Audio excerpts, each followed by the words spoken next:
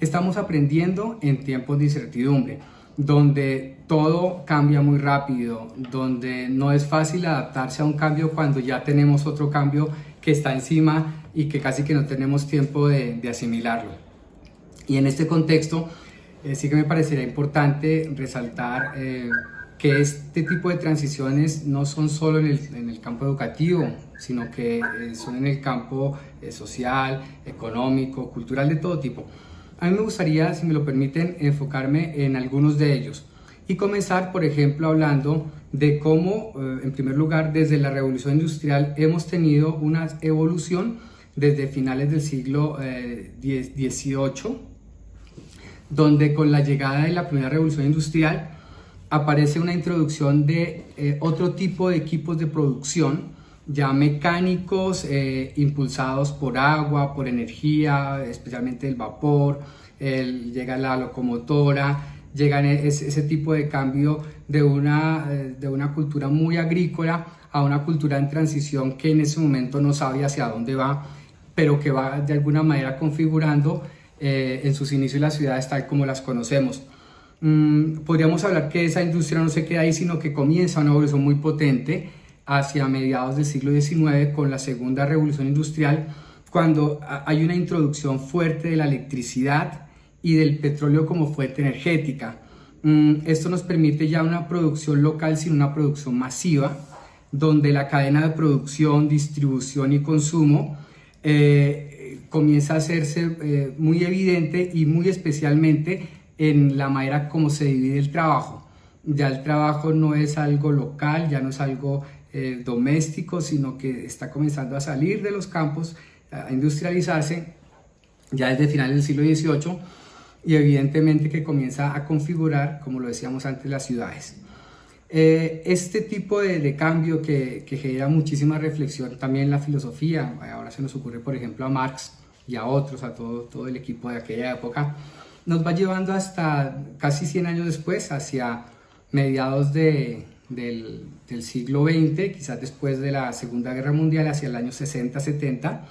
cuando se comienza a hablar de la tercera revolución industrial, una revolución donde el componente importante es la automatización de la producción. Ya el tema de la producción masiva comienza a ser automatizada, ya no está en manos de las personas, sino en manos de otro tipo de pseudointeligencia, si lo podemos llamar así, y comienza también a aparecer en ese contexto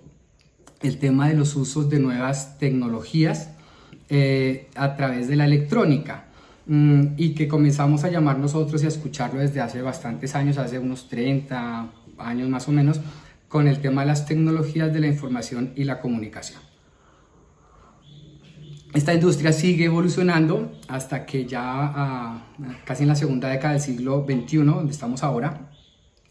se comienza a hablar de la cuarta revolución industrial, donde la producción automatizada ya no solo es automatizada, o sea, ya pasamos de una producción local, luego a una producción masiva, automatizada, y ahora estamos hablando de una producción automatizada pero interconectada y basada en uso de sistemas físicos de otro tipo, por ejemplo, los cibernéticos, que ya comienzan a ser de tipo ubicuo, a estar presentes de todas las maneras. Ya hoy día en el campo doméstico, donde estamos absolutamente todos nosotros, sobre todo quienes estamos en el mundo educativo y en la familia, ya con el celular o con cualquier aparato controlamos la luz, o controlamos la televisión, o controlamos los electrodomésticos, el internet, todo. Es un poco a donde estamos evolucionando. Démonos cuenta cómo, y excúsenme que ha sido tan breve, pero por cuestión de tiempo, esta evolución que nos comienza a abrir la revolución industrial, sí que comienza también a configurar otro tipo de evoluciones, no en el mismo espacio de tiempo de 3 siglos, pero sí lo comenzamos a ver, me refiero a 18, 19 y 20, sino que lo comenzamos a ver en esos espacios más cortos,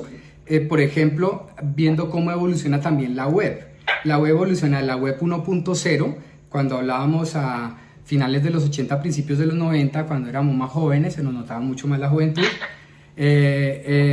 Cuando estaba el webmaster que subía contenidos a la web estática y los usuarios descargábamos un tema como de tipo repositorio, pero que no iba más allá. Era un tema muy de HTML, muy de portales, y creíamos ya con, por ejemplo, navegadores a principios de los 90 como Altavista, que ya lo teníamos todo porque podíamos descargar casi pues la mayoría de cosas esperando mucho tiempo sin necesidad de la biblioteca. Sigue evolucionando esta web y o sea, no lo podemos dudar, hablando por ejemplo ya de no web 1.0 estática, sino web 2.0, donde la web se hace dinámica, donde hay un webmaster, donde hay unos usuarios que participan en la edición de contenidos y luego hay una comunidad que interactúa de una manera mucho más rápida y mucho más pues, interactuada que como estaba en la web estática. Viene pues la evolución a web 3.0 y ya no hablamos solamente de un tema de estaticidad o dinamicidad, sino que hablamos de que hay una web multimedia, esa web que aparecen a emerger contenidos no solamente de texto, sino de imágenes, de videos de interacción, donde confluyen bases de datos, donde comienzan a emerger las apps que hoy día han evolucionado hasta los teléfonos, donde hoy podemos quitar o poner lo que nos interese según nuestras necesidades, donde ya no solamente hay una base de datos, sino que hay una web semántica que comienza a interactuar desde la inteligencia artificial con nosotros, donde ya nos identifican qué es lo que queremos, qué palabras buscamos, cuáles son nuestros intereses, y casi que leyéndonos la mente abrimos el teléfono y ya el teléfono inteligente y ya nos aparece prácticamente esos temas que más nos interesan. Y esta web 3.0 está en una permanente emergencia y evolución hacia la web 4.0. Una web donde, como les decía, es una web simbiótica, donde es una web donde ya hay una unión muy profunda con nuestra manera de actuar, casi que con nuestra manera de pensar que nosotros dejamos filtrar en la red.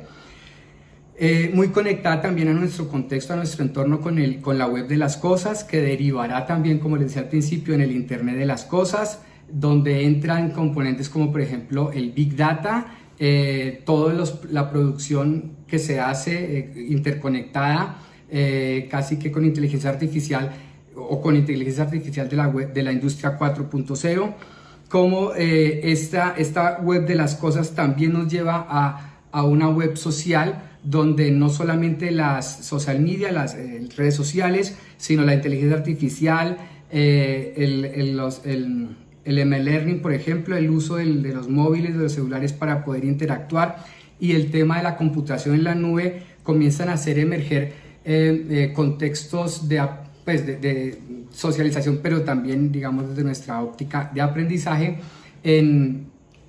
términos de, por ejemplo, la web emotiva, de que ya comienzan a identificar nuestros gestos para saber qué es lo que nos tendrían que brindar o qué emoticones nos podrían representar o de qué manera nos podríamos relacionar o qué tipo de personas tienen nuestras emociones de ese momento para poder generar algún tipo de interacción.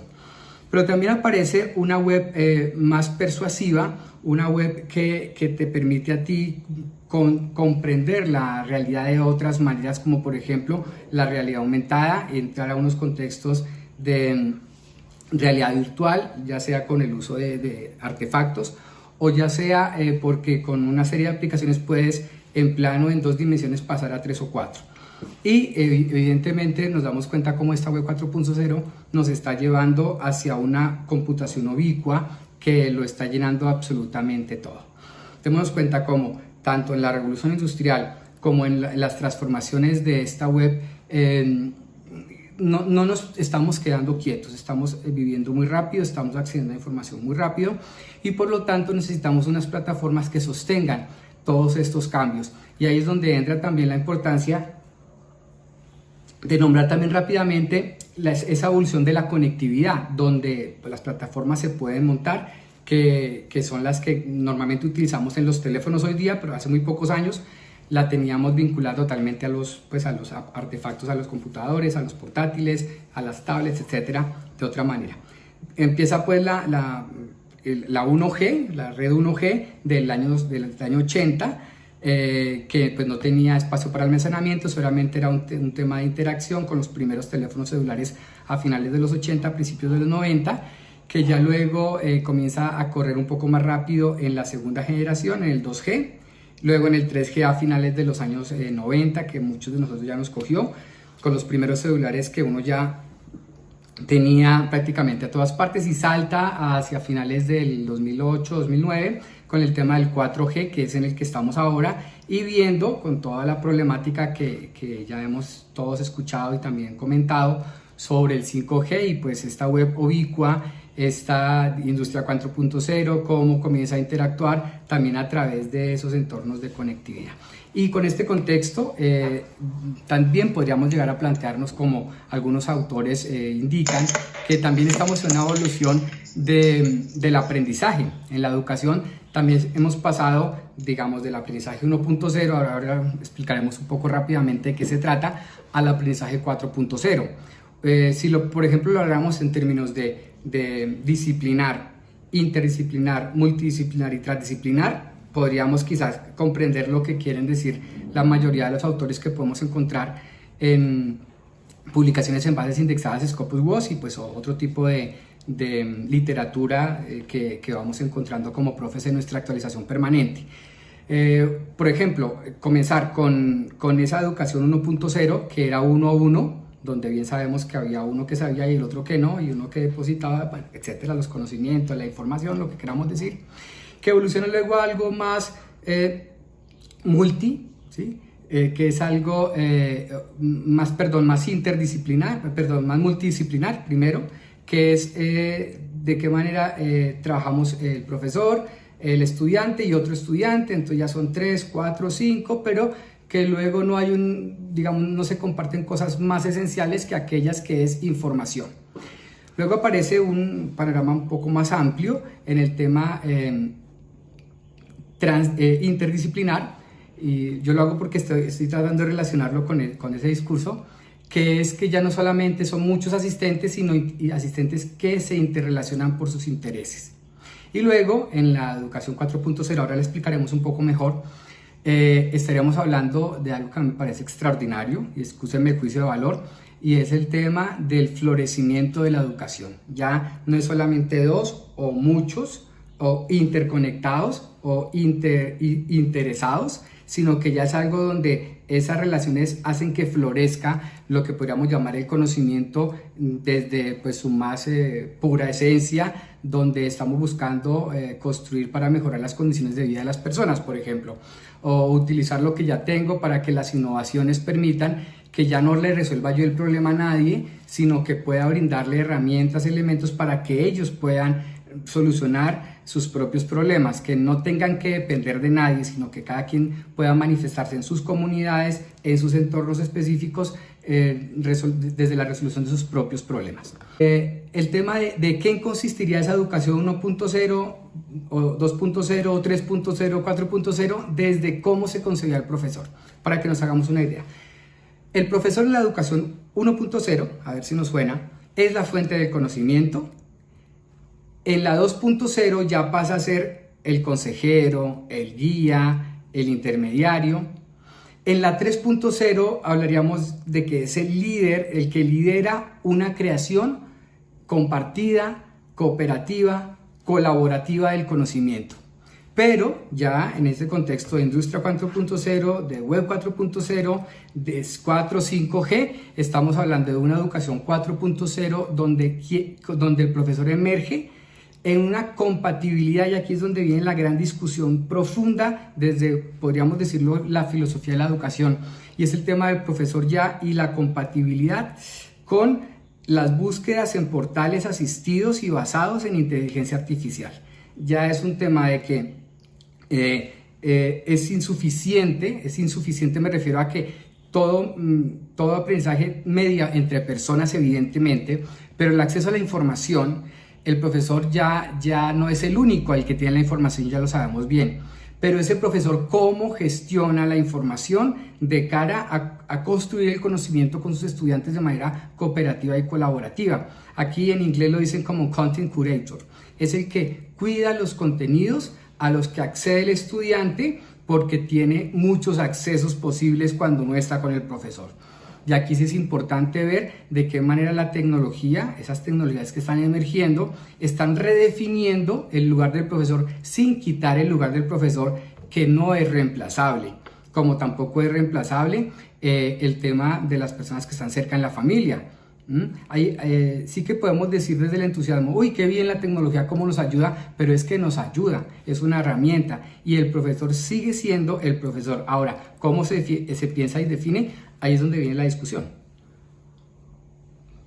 ¿Cómo se accede al contenido en la educación 1.0? Pues porque hay un soporte tradicional a derechos de autor, todo cerrado, tienes que comprar el libro, tienes que acceder a todo, casi todo es de pago, a menos que vayas a una biblioteca pública o de la universidad y te lo presten. En la educación 2.0, los recursos educativos abiertos de disciplinas internas y ahí ya hay un acceso gratuito.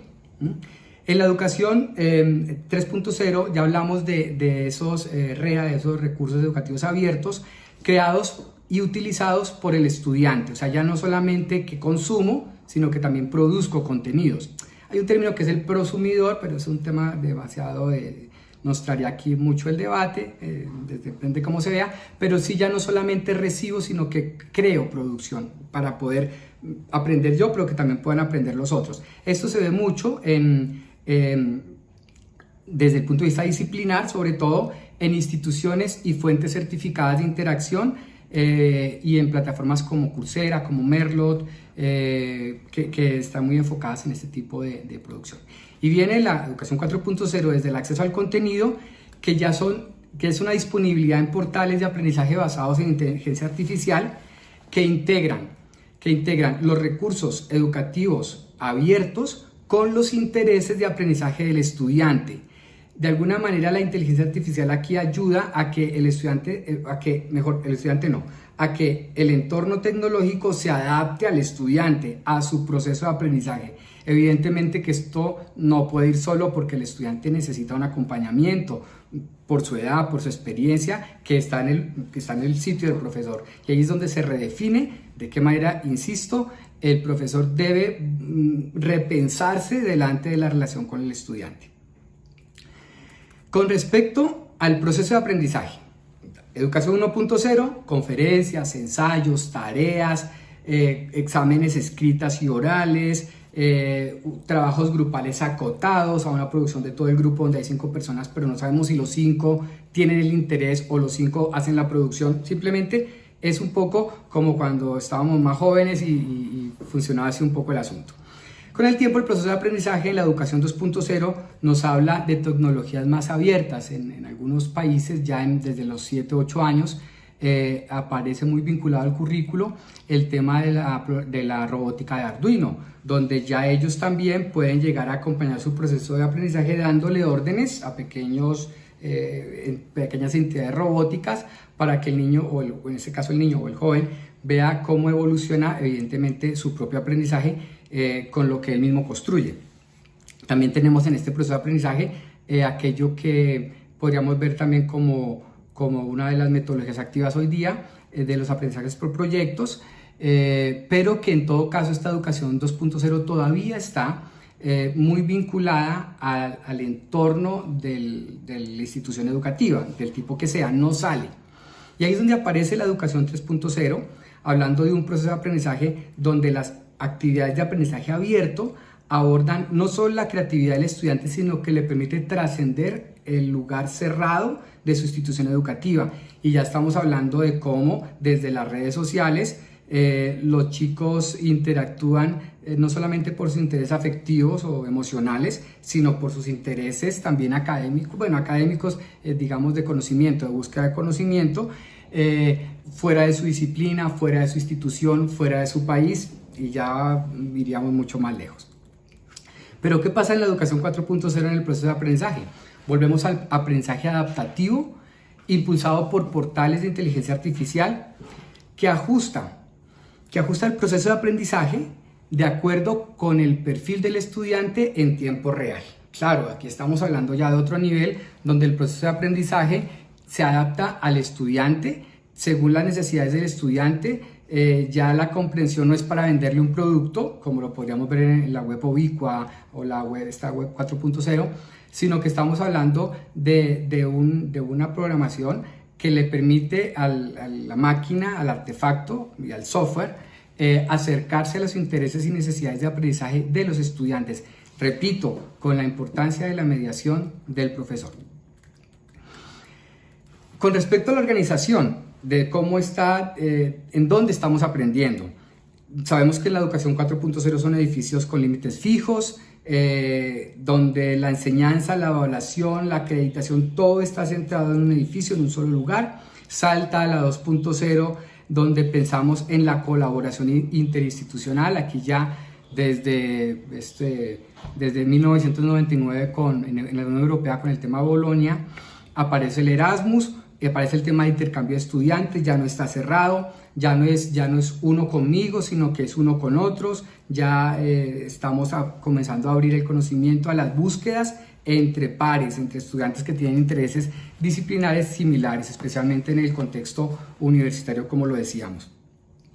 Pero ya en la educación 3.0 ya no solamente hablamos de intercambio de estudiantes, sino de profesores. Esas estancias de investigación, aunque ya venían incipientemente en el siglo pasado, comienzan a hacerse más fuertes. Comienza a haber afiliación de un estudiante, por ejemplo, a dos universidades, es lo que llamamos la doble titulación. Y ya no solamente lo veo desde mi institución, sino de mi área de conocimiento u otra, con otra institución o con otra lengua. Por ejemplo, en la Unión Europea, que es un buen referente, hablan de doble titulación, pero aquí es el título. El título, normalmente si tú cursas 1, 2 o 3 semestres fuera, ya aparece con otra denominación, donde incluye que tú ya no solo estás en una institución. Y finalmente, estos saltos que estamos escuchando últimamente sobre la organización del aprendizaje, ya estamos trascendiendo el tema de que solo sean universidades. Ya estamos hablando de que la afiliación institucional, y espero decirlo de la mejor manera, ya no es lo más relevante. Ya no es de en qué universidad estás y qué acreditación tienes. Yo sé que estamos aquí avanzándonos. Recordemos que la educación 4.0 está emergiendo, es la discusión actual. Ya la afiliación institucional no es tan relevante. Hay otro tipo de instituciones que brindan esta educación posescolar, de primer, segundo y tercer nivel de proceso, que está, por ejemplo, impulsada por la inteligencia artificial y que nos permite, por ejemplo, llegar a buscar una serie de competencias, digamos, en entornos a los que no estábamos acostumbrados. Ahora, al terminar esta exposición, enseguida después de hablar de este tema, vamos a hablar de 3 ejemplos muy claros. Uno es el proyecto TIFIS en la Unión Europea, otro es las industrias de aprendizaje como centros de aprendizaje, por ejemplo, una universidad de Canadá, y luego hablaremos rápidamente de la Universidad 42 de Silicon Valley, como para que nos hagamos una idea de lo que estamos hablando. ¿Cómo viene aquí el lugar del estudiante o cómo ha venido en esa evolución también del 1 al 4.0? El estudiante, ya lo sabíamos, como un agente pasivo, o mejor, como un paciente, más que como un agente pasivo, como un paciente que recibe los contenidos y luego los repite en según qué formatos solicitados por la fuente del conocimiento, la fuente de la información, del conocimiento, que en ese caso es el profesor. Luego en la educación 2.0 hay una transición hacia lo proactivo, o sea, el perfil del estudiante es más activo, se mejora evidentemente después de tantas reflexiones de los pedagogos del siglo XX que nos han regalado tanto en su obra, en sus publicaciones, en los que han comentado sus publicaciones, y es que el estudiante comienza a tener un perfil activo y a irse configurando poco a poco en el centro del proceso educativo, algo que ahora está muy claro, pero que no hace muchos años no era así. En este proceso de educación, en la 3.0, hablamos de que el proceso educativo del estudiante ya no solo es del profesor, sino que hay un acompañamiento a ver qué necesidades y qué intereses tiene el estudiante para hacer juntos el plan educativo. Se desarrollan no solamente nuevas ideas ni nuevos proyectos, sino también nuevos artefactos, y ahí es donde, por ejemplo, todo el tema de formación en capacidades, que aquí en Colombia llaman semilleros de investigación, intentamos hacerlo nosotros los profes en el contexto en el que estamos, especialmente en esa relación entre docencia e investigación. Intentamos que los estudiantes no sean solo quienes auxilian, quienes ayudan a los profesores, que no es el lugar suyo, no es, quizás debería ser al revés, es mi opinión, sino que ya es un tema de trabajo conjunto. Ya somos miembros de grupos de investigación donde algunos de ellos son estudiantes en formación, donde también sus perspectivas se van ampliando a medida que van aprendiendo las metodologías, los procesos que nosotros desde la experiencia tenemos y les podemos brindar, pero que no acaban haciendo los proyectos que los profesores hemos pensado. Y salta aquí a la educación 4.0, donde el estudiante, digamos, dentro de los límites del aprendizaje, dentro del proceso, también, si me lo permiten, del desarrollo de la conciencia moral del estudiante, de tener una preparación para poder saber qué es lo que le conviene o no le conviene, que eso se lo da a uno los años, la experiencia, la vida, lo que quizás los profes ya tienen un poco más consolidado, y es el tema de un aprendizaje autónomo con acompañamiento del otro. O sea, no es que hago el trabajo del otro, pero tampoco es que hago el trabajo que yo creo sin tener la referencia del otro. Es la importancia de esa interactividad entre mis necesidades, mis búsquedas y los referentes de experiencia que siempre están ahí y que la naturaleza lo ha configurado de esa manera, que hay personas que han vivido antes que otras y que por lo tanto pueden ofrecer algo antes pues, que otras que no han vivido lo que han vivido ellos. Por lo tanto, en este contexto de educación 4.0, el estudiante autónomo con una formación para la autonomía, repito, que es tan importante, encuentra el acompañamiento del profesor, del asesor, pero recordemos, con ese componente de inteligencia artificial que le ayuda a desarrollar los planes educativos, de adaptar las necesidades y búsquedas del estudiante, actualizados continuamente por mecanismos adaptativos. Hoy día, manualmente, nuestros mecanismos adaptativos es la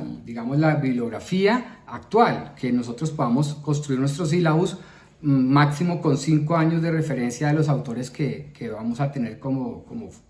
referentes, aunque haya fuentes que tengan muchísimas décadas para fundamentar el discurso, pero sí que es muy importante el tema de ir actualizándolo. Y finalmente, en este cuadro de comparativo de educación 1.0 a 4.0, hablaríamos de los medios, o sea, algo que hay universidades y contextos y países que se han vuelto muy fuertes, por ejemplo, en los sistemas de e-learning o m-learning y tantas plataformas que les acompañan. En la educación 1.0 puede ser que sí, claro que había unos sistemas internos, aunque fueran de administración, de gestión de notas y tal, que se limitaban solo a una institución. Estamos hablando de hace 30 o más años, o un poquito más para acá, 25 años. Pero luego se salta a la educación 2.0, donde comienza a emerger el e-learning, donde las colaboraciones involucran a otras personas de otras instituciones, tanto profesores como estudiantes, pero muy enfocados en un solo tipo de aprendizaje, o mejor, en una sola área del conocimiento y un tipo de aprendizaje lineal. Cuando llegamos a la educación 3.0, hablamos de tecnologías impulsadas por la web.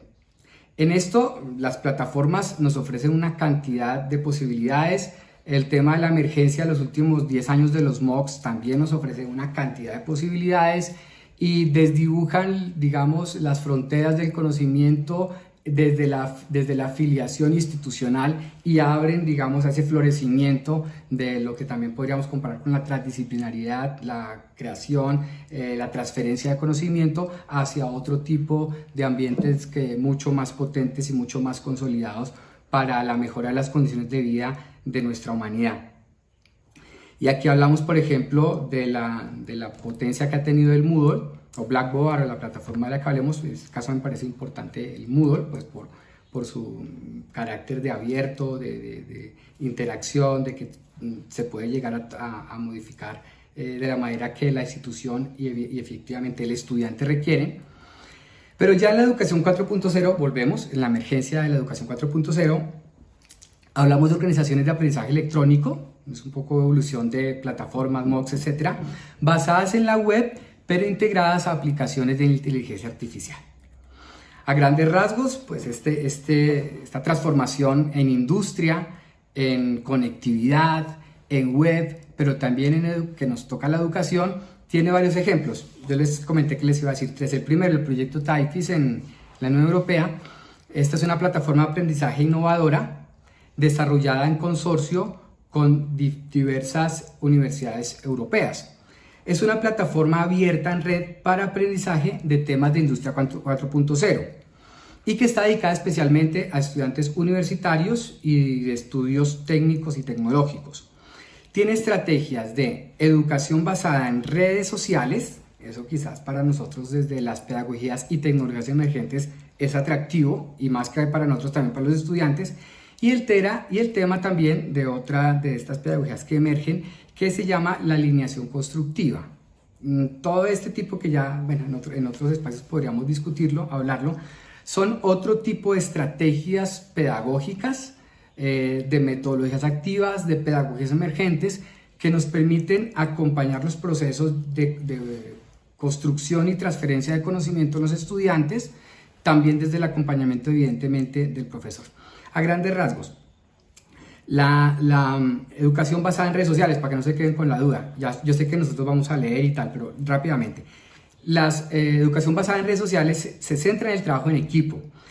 la construcción de redes de interacción entre estudiantes y docentes de diferentes filiaciones y donde se desdibujan las filiaciones para que emerja conocimiento. Y la alineación constructiva proporciona marcos comunes necesarios para compartir objetivos educativos entre diferentes instituciones y diferentes metodologías de aprendizaje. El segundo que les comentaba era esto de las Learning Factory, de las industrias fábricas del aprendizaje, fábricas de aprendizaje como centros de aprendizaje. Y aquí vemos que donde encuentra la universidad, es una universidad canadiense, la Universidad McMaster en Canadá, McMaster University.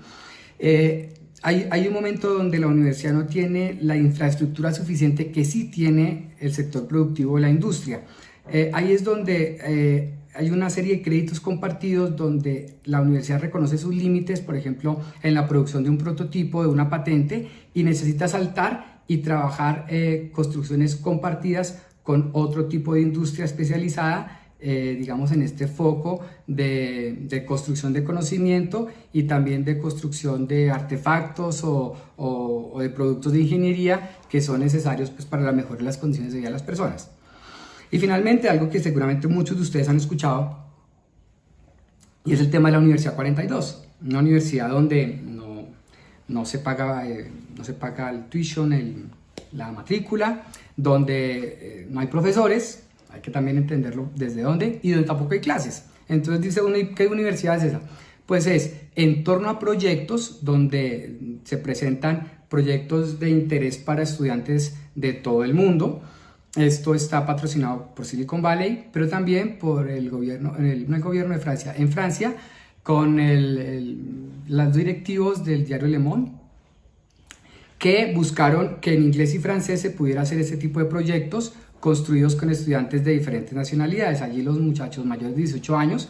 se presentan pues a su proceso y quienes son reconocidos entonces pasan a formar como unos grupos de construcción de proyectos, de producción desde los proyectos, y la manera en que terminan y reciben sus certificaciones es a medida que alcanzan una patente o otro tipo de producción de nuevo conocimiento o del tipo que sea para la sociedad. No sé si estoy absolutamente seguro, pero entre 8 y 10 proyectos que generan patentes ya les pueden dar su certificación. Digamos que la salida interesante es que una vez terminan, creo que muchos de ustedes lo saben,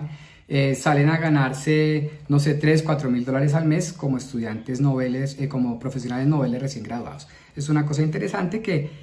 es como de alguna manera está evolucionando esta educación 4.0.